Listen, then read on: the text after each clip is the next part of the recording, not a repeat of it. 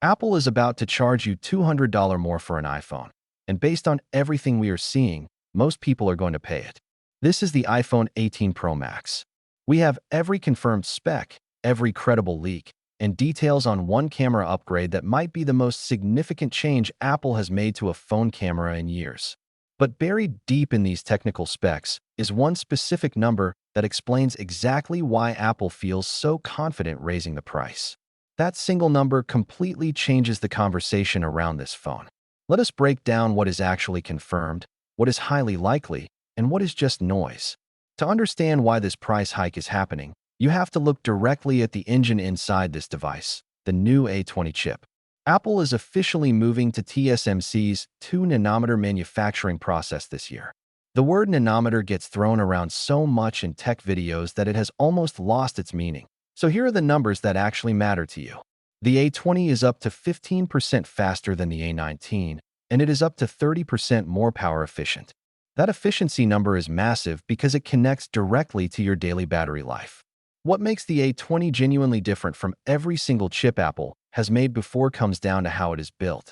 Apple is packaging this processor using a brand new technology called wafer-level multi-chip module, or WMCM. In plain English, the RAM is now fused directly onto the exact same physical wafer as the CPU, the GPU, and the neural engine. It is not sitting adjacent to them on the board anymore. It is physically built right on top of the processor. There is no silicon interposer sitting between them to slow down communication speed. This setup means vastly faster processing for Apple Intelligence tasks, plus a smaller physical footprint inside the phone body. Shrinking the chip layout leaves valuable extra space inside the frame for other critical components. Building chips this way is not cheap. Reports indicate these 2-nanometer WMCM chips are at least 50% more expensive to manufacture than the 3-nanometer chips used in the iPhone 17 line. That massive manufacturing cost has to go somewhere, and financial reports suggest Apple is passing it straight to the consumer. Top industry analysts from IDC report that the iPhone 18 Pro Max will likely start at $1,399, while the smaller iPhone 18 Pro will jump to $1,299. Reports from the Wall Street Journal suggest the smaller Pro alone could push all the way to $1,399 because Apple's memory costs have more than tripled over the past year. Counterpoint research even indicates that the high-end 1TB Pro Max model could end up costing around $300 more than last year's equivalent model. Looking at Apple's broader moves, this price increase should not come as a massive surprise. Apple has already quietly bumped up prices across the iPad line, the Mac lineup, and even new AirPods. The iPhone was always next in line to get a price bump. It simply took them a little longer to execute it on their main product. However, there is one interesting wildcard in the mix this year. Apple is planning to release the long-rumored iPhone Fold this fall alongside the standard Pro models. A foldable iPhone is inherently going to carry a premium price point. Some market analysts speculate that Apple might use the ultra-high price of the Fold to absorb some of the pricing pressure off the Pro lineup, which could mean the Pro Max price hike ends up slightly smaller than $200. It is a possibility worth keeping in mind, but you definitely should not restructure your buying budget around it. Now let us talk about the feature that actually justifies keeping your eye on this device. The main camera on the iPhone 18 Pro Max is expected to feature a true variable aperture lens. If you use a smartphone camera today, your phone relies on a fixed aperture. That means the physical opening that lets light hit the camera sensor is locked at one exact size and never changes. Variable aperture means you can manually adjust that physical opening. You can control overexposure when shooting in harsh, bright sunlight without relying entirely on digital processing tricks.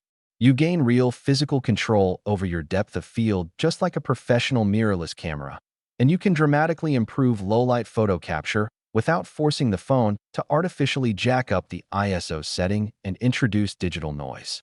While variable aperture has existed on dedicated cameras for decades, Apple bringing this level of hardware control to a mainstream flagship phone is a game changer. It is the one feature that changes how serious photographers view smartphone camera hardware. On top of that physical lens upgrade, Samsung is reportedly supplying a brand new 3-layer stacked image sensor for the iPhone 18 Pro models. This new sensor architecture promises faster readout speeds, lower image noise, and significantly higher dynamic range in high-contrast scenes. Paired with larger overall aperture ratings across both the main and telephoto lenses, these cameras will pull in far more light regardless of the variable aperture state. If even half of these camera upgrades land in the final retail hardware this fall, the iPhone 18 Pro Max camera represents a true generational leap forward rather than just another incremental spec tweak. Turning to the physical design, this is not a complete redesign year for the iPhone frame. The iPhone 18 Pro Max keeps the familiar silhouette, featuring a large 6.9-inch display, the signature triple rear camera layout, and a prominent rear camera plateau. The overall body will likely feel slightly thicker and heavier in your hand. Early dimension leaks suggest a body thickness of around 9 millimeters and a weight of approximately 240 grams, up from 8.75 millimeters and 233 grams on the previous generation. The extra bulk is there for two very practical reasons: housing a physically larger battery cell and making room for a new vapor chamber thermal cooling system. The camera bump on the back will also extend about 2 millimeters thicker to make space for that new variable aperture lens hardware. As for color choices, early factory supply chain dummy units reveal Apple is testing a deep dark cherry red finish. This color looks much closer to a rich burgundy with subtle purple undertones than a standard bright red. Alongside this new dark cherry red, dummy models point to a refreshed light blue, a dark space gray, and a classic silver option. These early dummy leaks historically line up very accurately with final retail release options. Another big area of speculation is the dynamic island. Renowned leaker Ice Universe suggests the pill-shaped cutout could shrink by up to 35%, narrowing from 20.7 millimeters down to roughly 13.5 millimeters across your screen. That reduction would make a noticeable visual difference in daily browsing and media viewing. However, another prominent leaker, Digital Chat Station, claims the smaller cutout design got pushed back and will not launch until the iPhone 19 series. We have two reliable industry sources giving completely conflicting reports here, which means we will have to wait for the official hardware presentation to see who got it right. When it comes to battery capacity, the numbers look promising. The US model of the iPhone 18 Pro Max is expected to pack a massive 5,567 mAh battery cell, up from the 5,088 mAh cell found inside the 17 Pro Max, adding nearly 500 extra mAh of battery capacity, alongside the 30% power efficiency gain offered by the A20 chip, means this should easily be the longest-lasting iPhone Apple has ever built. You should notice a clear difference in real-world usage, not just a small percentage point improvement on paper. The internal network hardware is also getting a big refresh with the arrival of Apple's in-house C2 modem. This new chip is far more capable than previous iterations and is expected to support true 5G satellite connectivity. This means you could potentially get actual data connectivity and internet access over satellite when you are completely off the grid, expanding far beyond basic emergency text services. You could run Apple Maps, download basic data, and use everyday apps from remote locations. One interesting twist is that the C2 modem may lack support for millimeter wave 5G networks in the United States. If that trade-off holds true, Apple might use Qualcomm modems for domestic US builds while deploying their custom C2 chip internationally.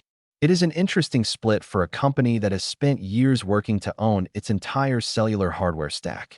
So, how should you evaluate the iPhone 18 Pro Max overall? There is plenty of genuine reason for tech enthusiasts to be excited.